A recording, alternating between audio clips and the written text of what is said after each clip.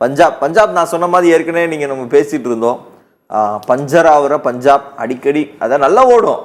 நீங்கள் கார் எப்படி பைக் எப்படி நல்லா ஓடுமோ திடீர்னு பஞ்சர் ஆகிடும், நடுவல்ல நிற்கும். லாஸ்ட் டைம் 2 சாதாரணமாக நினச்ச 2 பிளேயர் தான் பஞ்சாப்பை வந்து காப்பாற்றினாங்க. ஸோ இன்னைக்கு பொறுத்த வரையும் ஒரு புதுசாக ஒரு ட்ரெண்டை செட் பண்ணிட்டு வராங்க. 2 பேர் யார்?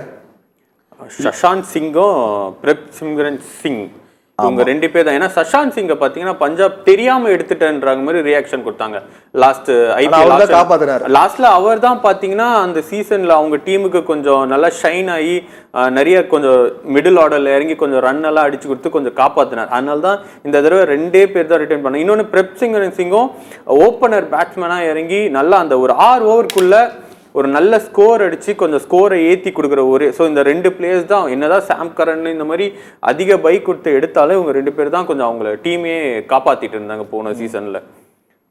இப்போ சென்னை சூப்பர் கிங்ஸில் 10 ஆண்டுகளுக்கு பிறகு அஸ்வின் வந்திருக்காரு. ரொம்ப எதிர்பார்த்தார் அவரும் நம்ம சென்னை டீமில் ஆடணுங்கிறது அவருடைய ஆசையாக இருந்துச்சு. இப்போ அந்த ஆசை நிறைவேறி இருக்குன்னா இந்த காம்போ எப்படி ஒர்க் அவுட் ஆகும்னு நினைக்கிறீங்க? ரவீந்திர ஜடேஜா, தோனி, அஸ்வின் இந்த டீம் இல்லை, இவங்க 2 பேரும் இந்திரன் சந்திரன் மாதிரி ரொம்ப அருமையான காம்போ. யார் ரொம்ப வருஷம் டெஸ்ட்டை இந்திய டெஸ்ட்டை தலைநிமுறை வச்ச ஒரு காம்போ வந்து ஜடேஜா அண்ட் அஸ்வின் 2 பேர். அஸ்வின்லாம் எப்பவுமே ஒரு ஒரு பாலம் மாதிரி அவர். இல்லை, 15 வருஷமா இந்தியன் கிரிக்கெட் டீம்ல ஒரு ஷைன் பண்றாரு ஒரு தமிழனா அப்படிங்கிறது வந்து நமக்கெல்லாம் மிகப்பெரிய ஒரு பெருமையானது எபிலிட்டி. இன்னொன்று என்னன்னா, அவர்கிட்ட நான் ரொம்ப வியந்து பார்க்கிற விஷயம் என்னன்னா, இப்போ மாடர்ன் கிரிக்கெட் வளர வளர வளர அப்டேட் பண்ணிக்கிற அப்டேட் ஆகிட்டே இருப்பாரு. ஸோ கேரம் பாலில் வந்தார், கேரம் பால்லேருந்து இது வந்தார், இந்த மாதிரி ஹாம் பால், இந்த பால் என்னென்னலாம் வெரைட்டியாக புதுசாக இன்னைக்கு வந்து லோக்கல் கிரிக்கெட்டில் தான் எல்லாமே இன்ட்ரடியூஸ் ஆகும். நீங்கள் விளையாண்டுருப்பீங்க, லோக்கல் கிரிக்கெட்டில் இன்ட்ரடியூஸ் ஆகிற ஒவ்வொரு டிஃப்ரெண்டான விஷயங்கள் எல்லாமே அது இன்டர்நேஷ்னல் லெவலில் பிரதிபலிக்கிறத பார்க்கலாம். அஸ்வின் கவனிங்க, 36 வயசு அஸ்வினை சிஎஸ்கே எடுத்திருக்காங்க அப்படின்னு சொன்னால் ஒரு பிளான் இல்லாமல் எடுக்க மாட்டாங்க. நீங்கள் பார்த்தீங்கன்னா வயதான டீம் அப்படின்னா அது சிஎஸ்கே தான் அப்படின்னு சொல்லி கமெண்ட் பண்ணிட்டே இருப்பேன். ஆனால் இன்னைக்கு ரொம்ப முக்கியமானது அனுபவம் அப்படிங்கிறது பேசும் எப்பவுமே. அதுக்குன்னு ஒரு தனி ரகம் இருக்குங்க.